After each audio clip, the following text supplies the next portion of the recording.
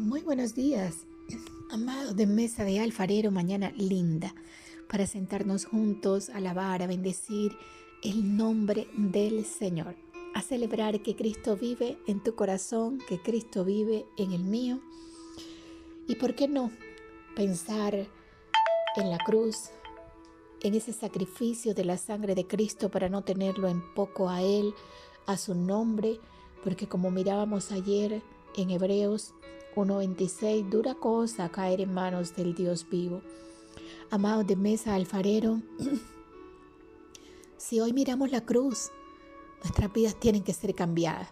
Si valoramos el sacrificio de Cristo, nuestras vidas tienen que ser cambiadas. Yo le invito a mirar la cruz, a mirar a Jesús en esta mañana. Soy Pastora Luz desde la Nación de Colombia. Te envío un fuerte abrazo. Gracias por escucharnos, compartirnos. Te decía que nuestro Cristo experimentó muerte física, pero también la muerte espiritual. ¿Sabe algo? Ese nacimiento físico de Jesús que ocurrió a través del vientre de una virgen, del vientre de María, fue mucho antes de la fundación del mundo. Juan 17:24, Efesios 1:4, Primera de Pedro 1:20. Él vive por la eternidad. Es el primero y es el último, el alfa, la omega. Usted lo puede ver en Apocalipsis 1, del 8 al 17, 18. Es el creador de todas las cosas y todo fue hecho por Él. Entonces, esa presencia física de Jesús en la tierra dividió la historia de la humanidad en dos. Y si Jesús llega a tu vida, debe dividir tu historia también en dos. Un antes de Cristo y un después de Cristo para ti. Un antes de Cristo y un después de recibirlo. De permitir que habite en tu corazón. Pero ¿quién era y quién fue ese Jesús? ¿Por qué vino y para qué vino? ¿Por qué su vida nos afecta como afectó en aquel momento y afecta hoy a nosotros tanto tiempo después? Amados de Mesa de Alfarero, a la luz de la palabra, usted va a encontrar siempre la respuesta a cada pregunta, a cada situación. Antes que Jesús naciera, el lugar, las condiciones de su vida, las condiciones aún de su venida habían sido ya profetizadas, habladas, escritas en el Antiguo Testamento. Cuando usted mira Daniel 9:25, se señala el tiempo en que iba a ocurrir. Miqueas 5:2 habla de la ciudad que lo vería nacer. Isaías 7:14 especifica que nacería en el vientre de una virgen. Los profetas lo habían anunciado. Lo situaron como descendiente de Isaac en Génesis 17:19. Ellos anunciaron que su linaje vendría de la tribu de Judá, que sería heredero del trono de David, vendría a pastorear su pueblo. Jesús no vino buscando gobernar. Él vino a establecer un reino, el reino de Dios. Y creció obedeciendo, creció en obediencia. ¿Por qué cuesta tanto la obediencia a los hijos de Dios? Ayer decíamos, vive y habita en tu corazón. Pero para eso tenemos que ceder el control. Ahora, cuando usted mira la cultura hebrea, un hijo se venía a hacer cargo de los negocios del padre. Sí, cuando cumplía 30 años de edad.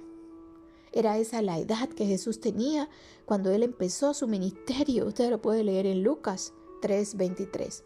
Y 3 años más tarde, muere en la cruz, crucificado, como si fuese el más grande asesino, ladrón. Pero ese sacrificio, esa obediencia y esa resurrección es poder de salvación para usted y para mí hoy. Nuestro Cristo, el postrer Adán, Él se llamó Hijo del Hombre. Cristo vino a la tierra como ese descendiente de Abraham a salvar la humanidad. Amado, de mesa de alfarero. En la cruz ocurrió ese intercambio divino que te ofrece hoy la salvación, la vida eterna, la redención, la libertad, la sanidad de enfermedades, de rebeliones, de pecado, porque Él llevó ese castigo que te pertenecía a ti y a mí. Y la muerte entra a la humanidad. La muerte llega a la humanidad como consecuencia del pecado. La concupiscencia, después que ha sido concebida, da luz al pecado, y el pecado, siendo consumado, da luz a muerte. Usted lo puede leer en Santiago 1:15. ¿Concupiscencia de qué? De la carne. Porque una vez que usted la concibe, entonces da luz y produce ese pecado. ¿Sabe algo? Usted puede mirar la muerte física de Jesús allí en la cruz agonizando en un madero. Pero ¿qué hay de la muerte espiritual? Ocurre incluso antes de nacer. Todos somos separados de la vida de Dios como consecuencia de ese pecado.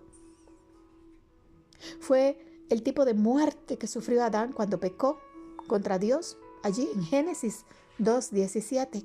Aunque físicamente Adán vivió muchos años, su espíritu murió, como morimos todos cuando estamos separados de Dios, muertos en delitos, muertos en pecados, pero ahí llega Cristo a tu vida y rescata. Nuestro Cristo nació sin esa naturaleza pecaminosa, concebido por el Espíritu Santo, y vivió en obediencia, en santidad. La muerte espiritual de Jesús ocurre cuando, por amor a nosotros, en obediencia al propósito del Abba Padre, voluntariamente bebió esa copa de iniquidad, tomando por ti, por mí, y absorber en esa copa todas las enfermedades y pecados cometidos por la humanidad. Al morir espiritualmente, Cristo fue cortado de su vida, de esa comunión con el Padre Celestial. Lo más doloroso para Jesús fue tener que cargar con ese concentrado de maldad humana. Por primera vez sintió entonces lo que era la oscuridad, esa envidia, el homicidio, la prostitución, la culpa, el miedo, la falta de perdón, el rencor, el resentimiento. Jesús carga con todos los actos que desde el principio practica la raza humana y ha ofendido y sigue ofendiendo a Dios. ¿Entiendes por qué valorar ese sacrificio de Jesús, que se hizo pecado por nosotros, recibió el castigo que nos correspondía? Porque entonces, si propendió en un instante entregar su vida por ti y por mí, no ser obedientes a su voz, a su dirección, a sus preceptos, si el plan de Dios siempre será entregarnos las mejores cosas a ti y a mí. Pero la rebeldía que hay en el corazón, ese rebelde que lleva al ser humano dentro, no le permite a veces escuchar y obedecer la voz de Dios, porque se nace con esa herencia generacional de iniquidad que arrastramos desde el tiempo de Adán. Nacemos apartados de Dios. El pecado nos separa del Señor. Y esa es la primera fase de esa muerte espiritual a la cual todo ser humano está sometido por herencia. Y sin excepción, todos, dice la palabra, hemos pecado. Y el que diga que no ha pecado hace a Dios mentiroso. Pero cuando reconocemos a Jesús como nuestro Señor, como nuestro Salvador, nuestro espíritu vuelve a la vida.